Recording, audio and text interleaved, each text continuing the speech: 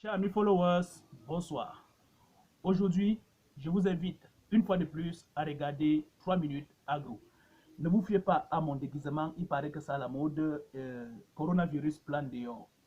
Mais en principe, ce déguisement, on le dit, ça permet de se protéger de l'inhalation du virus qui nous infecte et nous donne la maladie. Mais ça ne pourra pas nous protéger de ce dont nous allons parler ce soir. C'est pour ça que je dois me débarrasser de ce déguisement.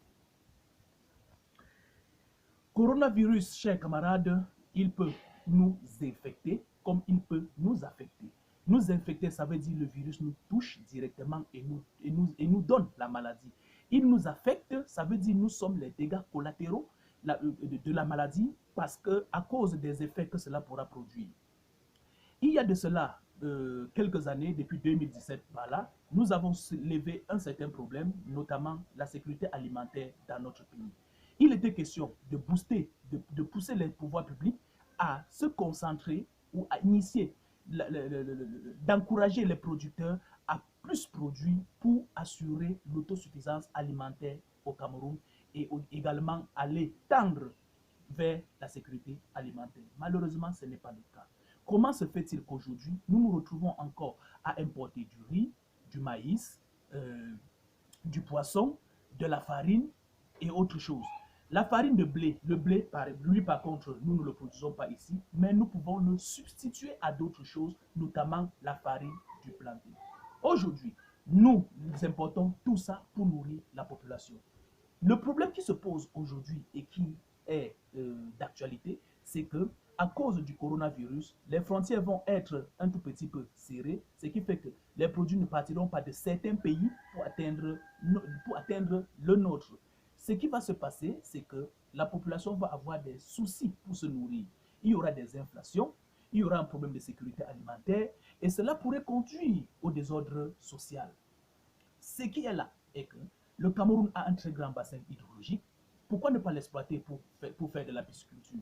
Le Cameroun a 5 zones agroécologiques que nous pouvons exploiter pour produire une multitude de produits agricoles. Malheureusement, on ne les exploite pas suffisamment. On continue à nous contenter des importations. Est-ce la paresse? Est-ce la volonté politique? Ou c'est vraiment impossible de produire chez nous?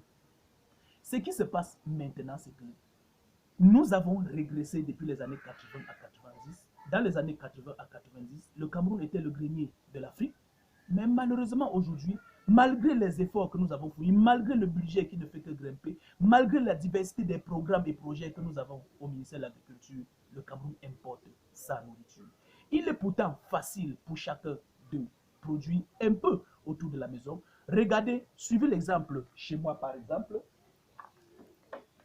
Ce pistier, je le produis aisément, sans difficulté. Le voilà, qui me donne des beaux fruits et que je peux consommer chez moi. Les ménagères savent qu'actuellement, le piment coûte cher sur le marché. Pourtant, chacun peut produire des plants comme ceux-ci et pour sa consommation domestique. L'application peut être généralisée et